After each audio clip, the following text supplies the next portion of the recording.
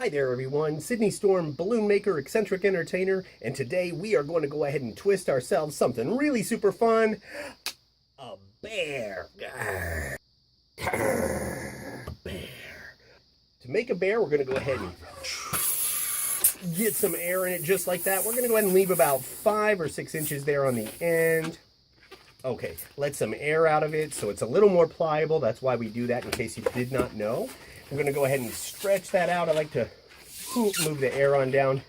So again, this will employ one of those principles where you hold on to the first balloon, and the last balloon you can make as many little twists along the way as you'd like.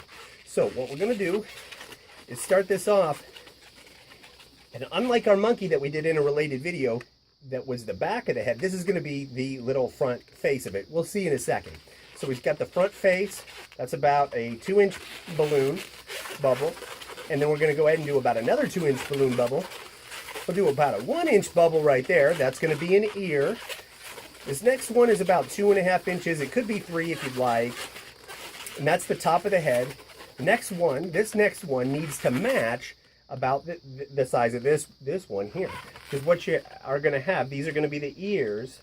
These are the ears of your bear. And then this bubble and this bubble need to be about the same size. You can almost start to see it come into play.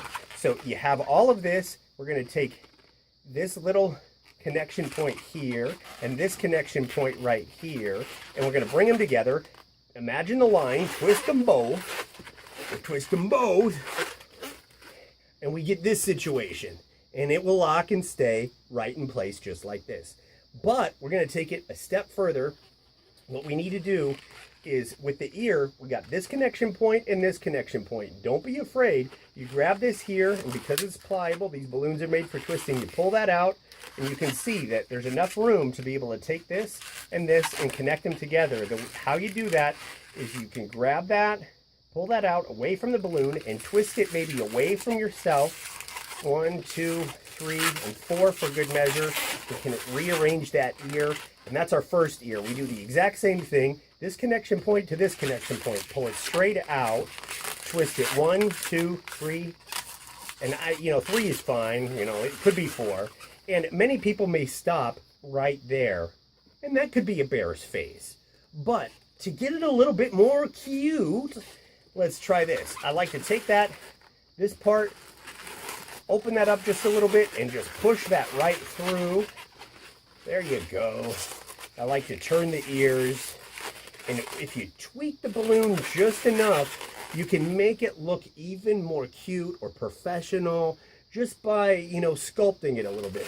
So that's what we're doing here. There we go. Now, sometimes if I have the time and the Sharpie marker, I like to draw a little bit of a face right there. They also sell little stickers that you can use that make little eyeballs on the balloon, but we'll get into that at a different time, all the accessories you can get with balloon kits and whatnot. But what we got going on here, we got the bear's head. We're going to turn this up. We got to make the feet.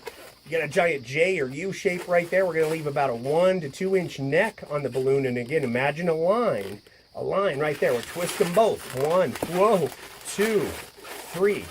Now, one of my little tactics to keep balloons from coming undone that you might not learn on other channels is this. I like to open up the legs, take what's left of the balloon, and push that on through. Bing. Now, what that does is you can hand that off to a kid, and they can twist this as much as they want in either direction. And the beauty of it is it won't come undone. And there can be a great benefit to them not handing the balloon back to you. The biggest one, I think, is when you have enough gigs, regular gigs, kids' night, events where you do lots of balloons for a lot of kids.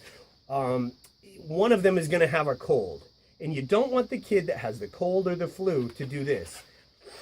Can you fix my balloon for me? You really don't want that to happen. So if you have a tactic to be able to keep the legs from coming undone, employ that tactic with your balloons. So I just shared that with you. My pleasure to do so. And again, my name is Sydney Storm. We're going to continue with the last legs of the bear. We're going to go ahead, make another J shape. Imagine the line right there. Twist them both. 1, 2, 3. About 4 there.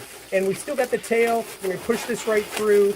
Now, not every time do I have a tail that's this huge. I like to take the bear sometimes, make the legs a little bit longer on each end. I'd end up having a tail that long, but then the arms will go ahead and hug a 6-inch red heart balloon. I like to make those, or sometimes I'll get pink or white ones, and I like to make those especially around Valentine's Day for people. But in this case, this is just a regular bear, and it's nice to have a big long tail on a lot of your animals so a kid can hang on to it, and then they can like take it for a walk, just like this. So that is my bear balloon. But question of the day. Our question of the day is, do you have a special tactic to be able to keep the balloons from coming undone? If so, please comment below, because we'd love to hear from you. And please click like and subscribe. Ding that bell icon so you get our up-to-date videos. And again, my name is Sydney Storm. And thank you so much for joining us on Twisting today.